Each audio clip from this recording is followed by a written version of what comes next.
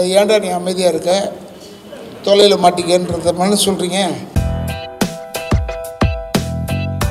இந்த படம் வந்து கடைசி தோட்ட வந்து பிரம்மாண்டமான படம், அந்த படம் இந்த படம்லாம் அப்படின்லாம் சொல்ல முடியாது. கதைக்கு தேவையானதை எடுத்திருக்காரு. ஆனால் எடுத்தது பூரா கொடைக்கானல், பாண்டிச்சேரி, இப்படி தான். எந்த பிளேஸுமே it is not a very cheap place. அது ரொம்ப அற்புதமான விஷயம் என்னென்னா, அதில் எல்லோரும் வாடகைக்கு ரெசார்ட்டுக்கு வந்து தங்குவாங்க. அதில் தான் கதை. அந்த ரெசார்ட்டில் தங்குறதுக்கு ஒவ்வொரு பேராக வரணும்ல. இப்போ சங்கர் கணேசனை பையன் எல்லாருமே வரணும். அதை திடீர்னு ஒரு மர்டர் ஒன்று நடந்துடும். மர்டர் நடந்ததுனால இன்வெஸ்டிகேஷன் போகும்போது தான் வனிதா வந்துடும்.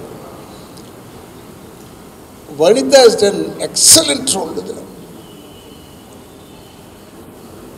ரொம்ப பிரமாதமான ரோல் வந்து வனிதா செஞ்சுருக்கோம்.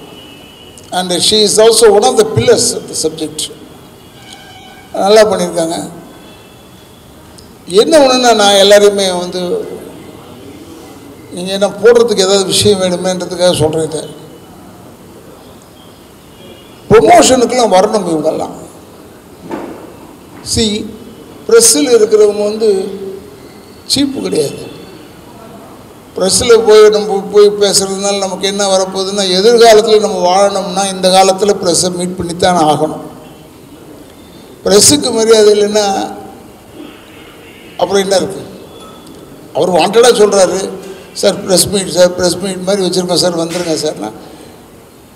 எனக்கு வந்து இது 50th இயர் இல்லையா, எனக்கு உடம்பு சரி, சும்மா ஏரியா, நீ வேறு வெளியே வேலைக்கு போகிறேன்னா இவர் என்ன செய்ய முடியும்? But my look out is I must come. If I ஆம் ஃப்ரீ, நான் வந்துடுவேன் ப்ரெஸ் மீட்னா. அதனால் உங்களை நாங்கள் மதிக்கிறோம், எங்களை நீங்கள் மதிக்கிறீர்கள். நீங்கள் இல்லை என்றால் நாங்கள் இல்லை, நாங்கள் இல்லை என்றால் நீங்கள் இல்லை. இப்படித்தான் நம்ம வாழ்ந்துட்டுருக்கோம். நாங்கள் இல்லைன்னா உங்களுக்கு செய்தியே கிடையாது. அதே போல் நம்ம எல்லாருமே உடன்பிறந்த சகோதரர்கள் மாதிரி பழகி கொண்டிருக்கிறோம். அஃப்கோர்ஸ் இப்போ காலங்கள் மாறிப்போச்சு. ஆனால் இப்போவும் இப்போ எனக்கு ஒரு சிலரை தெரியுது, சிலரோட பேசுகிறோம்னா, இப்போ சத்யாலேருந்து மணியனன்லேருந்து எல்லாரோடையும் உட்காந்து இப்போ கட்டிப்பிடிச்சி பேசிக்கிட்டு இருந்தோம்னா, நாங்கள்லாம் அவ்வளோ நெருக்கமாக இருந்தவர்கள். கொஞ்சம் பேர் இல்லை, இருந்தாலும் இப்போ தேவி மணியனெல்லாம் என்னை எப்போ பார்த்தாலும் நல்லா பேசுவாங்க.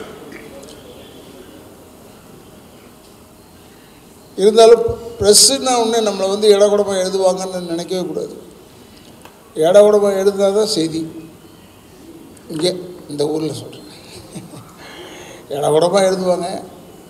எழுதினாலும் நமக்கு ஒரு பெரிய பாப்புலாரிட்டி. அதில் நம்ம நல்லது பண்ணிக்கிட்டே இருக்கணும், அப்போ தான் அவங்க எழுதுவாங்கன்னு இல்லை. கெட்டதையும் எழுதுவாங்க, நல்லதும் எழுதுவாங்க, ரெண்டுத்தையுமே எழுதுவாங்க. அதனால் இந்த படத்தை பொறுத்தளவில் இது ஒரு சின்ன படம் அப்படின்லாம் நினைக்காம, படத்தினுடைய நாட்டை பாருங்கள், எவ்வளோ எக்ஸலண்ட்டாக நவீன் அதை ட்ரீட் பண்ணியிருக்கான்.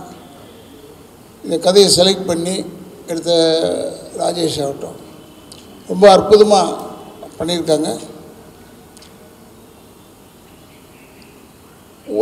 இது வந்து முதல்ல எனக்கு ஒருத்தர் சொன்னது, ஒரு ஆப்பிள் ஜூஸ் வாங்கி 4 பேருக்கு பிரித்தா அது தப்பு இல்லைல்ல. ஆனால் ஒரே ஆப்பிள் ஜூஸ் வாங்கி 16 பேருக்கு பிரித்தா தான் தப்பு அப்படின்னு சொன்னார். அது எதுக்கு சொன்னார்னு தெரியல, இப்போவும் அதை தான் ஞாபகம் வந்துக்கிட்டே இருக்குது. பட் அது கரெக்டான விஷயந்தான். ரொம்பவும் சிக்கனம் பண்ணால் படம் கெட்டு போயிடும். அது மாதிரி ராஜேஷ் அவர்கள் இந்த படத்தை வந்து நல்லபடியாக எடுத்திருக்காரு. அண்ட் நவீன் அவர்கள் வந்து ரொம்ப எங்களுக்கெல்லாம் சிரமம் இல்லாமல் நாங்களாம் நடித்தோம். ஒன்று கொடைக்கானல் இடம் ஒன்று இருக்குது, இருந்தால் கூட ஒர்க்குன்னு வரும்போது கொஞ்சம் கஷ்டம்தான். It was difficult. நல்லா பண்ணார். அண்டு என்னுடைய அத்தனை நன்றிகளும் ராஜேஷ்க்கும் டைரக்டர் நவீனுக்கும் சொல்லிக்கொண்டு, இதில் கலந்து கொண்டு இருக்கும் சையத் அவர்கள், அவர் வந்து அடுத்த படத்துக்கு ஹீரோ, இன்னொரு படத்தில் ஹீரோ பண்ணியிருக்கார். இருந்தாலும் அவர் வந்து இதில் வந்திருக்காரும் போது எனக்கு மிகவும் பெருமையாக இருக்கிறது என்று கூறி, அத்தனை பத்திரிகைக்காரர்களுக்கும் என்னுடைய வணக்கங்களை கூறி நன்றியை கூறி விடைபெறுகிறேன். நன்றி, வணக்கம். சார், இந்த படத்தில் வந்து நாங்கள் ட்ரைலர் பார்த்த டீசர் பார்த்த வரைக்கும் கதையோட நாயகன் மாதிரி உங்களை காட்டியிருக்காங்க. நீங்கள் நாயகனாக பண்ணுறீங்களா இல்லை வில்லனாக பண்ணுறீங்களா? கதையின் நாயகன், கதாநாயகன் இல்லை, கதையின் நாயகன் தான். அதை நான் ஒத்துக்கிறேன். சார் அப்புறம் வந்து நீங்கள் ரொம்ப நாளாக ஒரு வருத்தப்பட்டிருந்தீங்க, நீங்கள் ஜோடியே கொடுக்க மாட்டுறாங்க படத்துலன்ட்டு. இந்த படத்தில் உங்களுக்கு ஜோடி வேறு கொடுத்துருக்காங்க. எப்படிங்க? ரொம்ப நாள் நீங்கள் வருத்தப்பட்டிருந்தீங்க ஜோடி தரலன்ட்டு. இதில் வந்து நான் நல்லவன் நடிச்சிருக்கேன், அதான் என் பெரிய விஷயம். நான் ரொம்ப நல்லவன். இது வரைக்கும் ஒரு ஜோடியோட போய் பாட்டு பாடினதோ கொண்டதோ இதெல்லாம் இல்லை. இதில் எல்லாம் வச்சுருக்காப்புல, எல்லாமே மாற்றிட்டார் எனக்கு கம்ப்ளீட்டாக. இதில் ரொம்ப குவைட்டாக பண்ண ஆரம்பிச்சிட்டோம். அதனால் ஒரு ஜோடி ஒன்று கொடுத்துருக்காரு. அதுலேயும் ஃப்ளாஷ்பேக்கில் தான் ஜோடி, நேர் சப்ஜெக்டில் ஜோடி கிடையாது. எஸ் அண்ணா, முந்திலாம் நீங்கள் வில்லனாக நிறைய படம் நடிச்சிங்க. இப்போ வந்து இந்த பிசாசு ஜட்ஜாக நடிக்குது, இந்த மாதிரி வந்து நெகட்டிவ் இல்லாமல் நல்ல நடிக்கிங்க. உங்களுக்கு எது ரொம்ப பிடிச்சிருக்கு? வில்லனாக நடிக்க பிடிச்சிருக்கு அந்த மாதிரி கேரக்டர்? நான் நடிக்கிறதுலாம் கிடையாது, எதாக இருந்தாலும் நடித்து தான் ஆகணும். ஏன்னா நடிகராக வந்துட்டோம். வரும்போது இப்போ இவர் சொல்கிறார் கதாநாயகன், எனக்கே ஆச்சரியமாக இருக்குது. நான் படம் பார்த்தேன், கதாநாயகனில் கதையின் கரு எங்களுக்கு எங்கள் சைடில் மாட்டிக்கிச்சு. அதுக்கேற்ற மாதிரி எடுத்திருக்காரு. அதனால் இவ்வளோ நாள் வில்லனாக பண்ணீங்களே, இப்போ நீங்கள் கதாநாயகனாக பண்ணியிருக்கீங்களேன்னு யாரும் கேட்க முடியாது. ஏன்னா இது இவர் செஞ்ச தப்பு, சாமிநாதன் செஞ்ச தப்பு. சும்மா இப்போ பார்த்தாலும் கதாநாயகன் நான் சொன்னேன் இப்போ கூட. ஐயோ கதாநாயகன் one of the main characters, அவ்வளோதான். நல்லா இருக்குது படம். அதில் படித்த விஜயகுமார் பிரமாதமாக செஞ்சுருக்காங்க.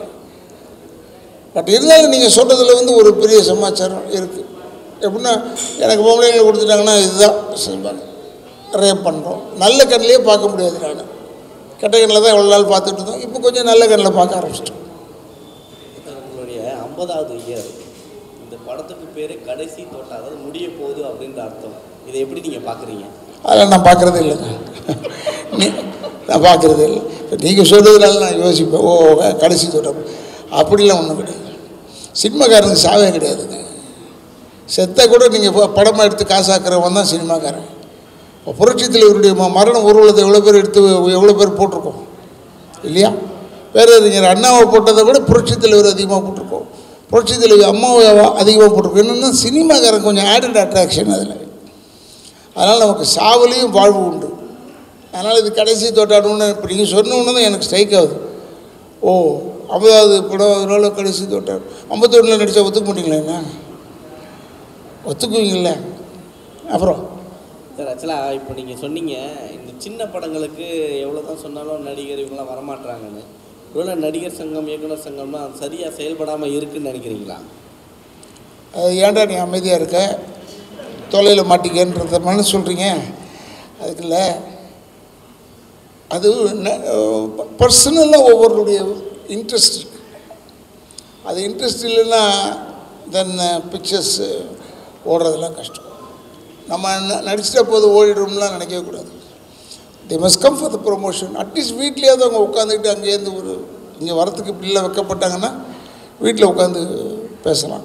Promotion must be there for a film. அது இருக்கிறதுல தப்பே கிடையாது, அது வரணும். ஆனால் 50 வருஷம் சினிமாவில் கற்றது என்ன பெற்றது என்ன, 40 ஆண்டுகள் அரசியலில் கற்றது என்ன பெற்றது என்ன? 40 ஆண்டு கால அரசியலில் கற்றது நல்ல பொது அறிவு, பெற்றது கெட்ட பேர். இது 50 ஆண்டு கால சினிமா உலகத்தில் பெற்றதும் கற்றதும் எல்லாமே அதே தான். பெற்றது, நான் வந்து 1000 ரூபாயில் ஆரம்பித்தவன். 1974 கன்னட படம் நடித்தேன். அப்போ வந்து எனக்கு 1000 ரூபா சம்பளம். 1000 ரூபாயிலேருந்து இப்போ எவ்வளோ தூரம் வளர்ந்துருக்கேன்றதை நானே பார்த்து ஆச்சரியப்படுறேன், பிரமிக்கிறேன். தொடர்ந்து அரசியல் கருத்துக்களை கூறுவீங்களா? அரசியல்லேருந்து ஒதுங்கி இருந்தாலும் அரசியல் விமர்சனம் பண்ணுவீங்களா? நான் தான் முதல்ல சொன்னேன், என் வாயால் கட்டுருவேன்னு சொன்னேன். சும்மா இருக்க மாட்டேன். ஏதாவது கேட்பீங்க, உங்கள் பேர் என்னன்னு கேட்டால் அவங்க நியாயம். உங்கள் பேர் ஏன் ராதா ரவி நீங்கள் கேட்பீங்க. ப்ரெஸ்ஸில் மட்டும் புத்திசாலித்தனமாக தான் கேட்பீங்க. அப்போ அதுக்கு நான் ஒரு ஏடா கூடமாக ஒரு விஷயத்த சொல்லணும். அதனால் இதெல்லாம் கருத்துக்கள் எல்லாமே சொல்லுவேன். I'm also A voter. நானும் ஓட்டு போடுறவன், எனக்கு உரிமை இருக்குது. அது எந்த இங்கே வந்து இப்போ விஜய் வந்து அவர் இதை ஆதரிக்கிறேன்னு அவர் திமுகவுக்கு போயிட்டாருன்னு சொல்லிட்டாங்க. முதல்ல அவர் பேசும்போது திமுககாரங்களாம் திட்டினாங்க, இப்போ பாராட்டுறாங்க. அது அல்ல. அதனால் இதில் வந்து கருத்துக்கள் சொல்லிக்கிட்டே தான் இருப்போம், டெஃபினட்டாக வாங்கி கட்டிக்கிட்டே இருப்போம். அதில் ஒன்று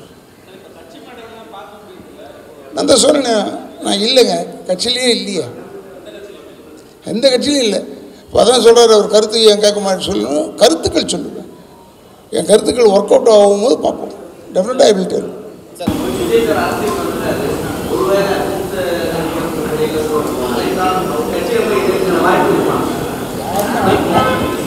அழைத்தால் போய் சேருவேன், அவ்வளோதானே.